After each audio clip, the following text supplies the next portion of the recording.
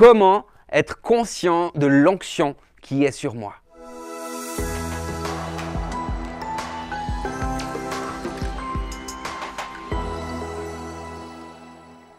Salut mon ami, je suis hyper heureux de pouvoir te retrouver sur ce canal vidéo et j'avais envie de partager avec toi aujourd'hui quelque chose de pratique, de concret, de simple, voilà, qui puisse être utile pour ta vie chrétienne de tous les jours.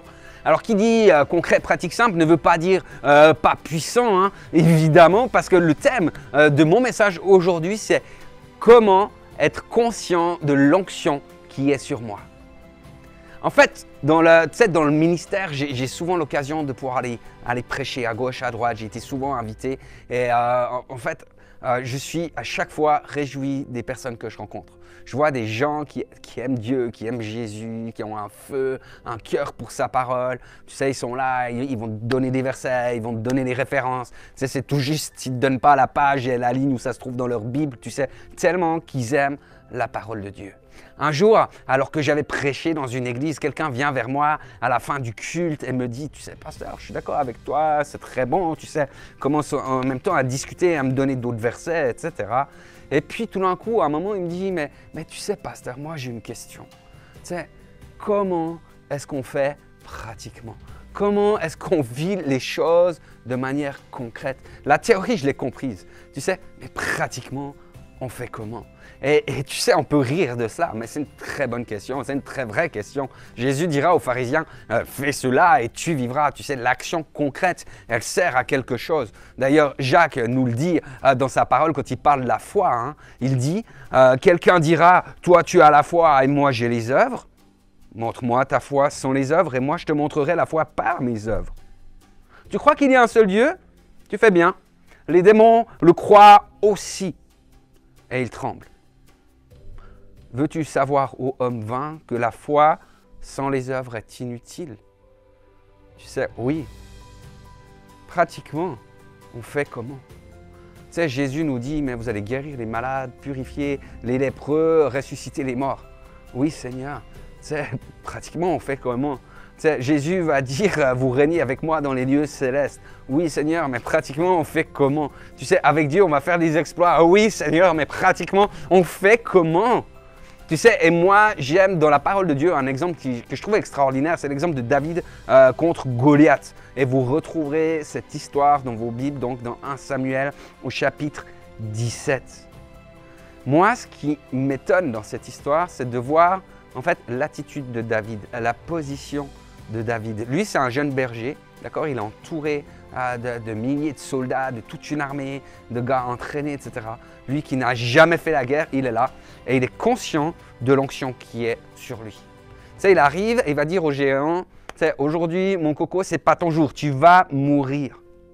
Et si je fais un parallèle, tu sais, avec nos vies, si je fais parallèle avec les géants qu'on peut rencontrer, avec les difficultés qu'on peut rencontrer, tu sais, on sait qu'une petite foi minuscule comme un grain de moutarde déplace les montagnes. Tu sais, mais pratiquement concrètement, on prie, la montagne ne bouge pas. Alors on interprète. On se dit, oh, mais ma foi doit être plus petite encore que le grain de moutarde, elle doit être tellement ridicule. Mais en fait, les amis, moi je crois que c'est un mensonge. Je crois que c'est un mensonge. Et David, moi je crois qu'il n'était pas sûr de lui, tu sais. Par contre, il était sûr de Dieu. David ne mettait pas sa foi en lui-même ou dans la manière dont il allait lui-même agir. D'accord? David était conscient de l'onction qui était sur lui.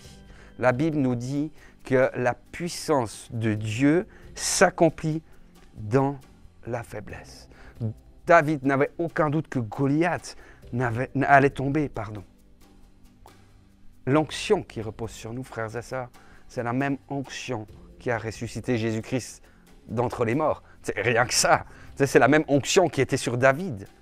D'accord? Et je crois que si cette onction, si David était tellement pleinement conscient de cette onction, qu'il connaissait la puissance de cette onction, c'était qu'il avait eu l'occasion de l'exercer. D'ailleurs, c'est ce qu'il dira au roi Saül dans 1 Samuel 17, les versets 34 à 35, il dit « Ton serviteur gardait les brebis de son père, quand un lion ou un ours venait pour en enlever une du troupeau, je courais après lui, je le frappais et j'arrachais la brebis de sa gueule. S'il m'attaquait, je l'attrapais par la gorge, je le frappais et je le tuais. D'accord? Et je crois que l'apprentissage est la clé.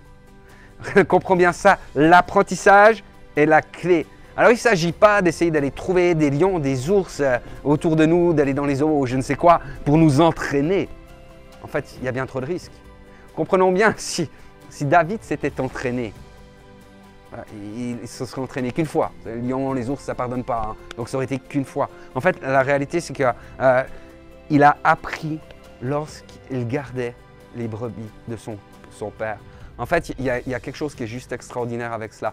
Vous savez, quand Jésus, après sa résurrection, va venir vers Pierre, il va lui dire « Pierre, m'aimes-tu » Et Pierre va lui répondre. Tu sais, et chaque fois Jésus va lui dire « Paie mes brebis, paie mes agneaux, prends soin de mes brebis, prends soin de mon troupeau. » En fait, la réponse, c'est que l'amour de Jésus, il va se manifester dans nos vies par l'amour que l'on a pour nos frères, pour nos sœurs. Ça va être ça de pouvoir mettre en pratique. Et dans ce cadre-là d'exercice d'amour pour les frères et les sœurs, pour les brebis du Seigneur, alors tu prends position. Tu prends position contre les ours. Alors tu prends position contre les lions. Et Dieu te donne la puissance pour les vaincre et pour arriver au bout de tous les problèmes. C'est même tu. David s'occupait des brebis de son père. Jésus, lui aussi, lorsqu'il avait 12 ans, il disait « Je dois m'occuper des affaires de mon père. » En fait, je crois, vous savez, c'est que lorsqu'on sert dans la maison, on multiplie vraiment la faveur de Dieu sur nos vies. Je crois que lorsqu'on sert dans la maison, on peut devenir conscient de l'onction de Jésus-Christ sur nous. Et peut-être qu'il y a un appel pour toi aujourd'hui. Je ne sais pas dans quelle église tu vas, je ne sais pas même si tu vas dans une église, mais il y a quelque chose à vivre dans ce domaine-là, afin de pouvoir marcher de victoire en victoire et de pouvoir renverser toutes les forteresses, tous les géants, de pouvoir envoyer valser toutes les montagnes que tu rencontres. Que le Seigneur te bénisse et te renouvelle. Si ce message t'a impacté, n'hésite pas à le partager, à mettre un like, à commenter. N'hésite pas non plus à t'abonner à notre chaîne YouTube, à activer la cloche pour recevoir nos prochaines notifications. À tout bientôt.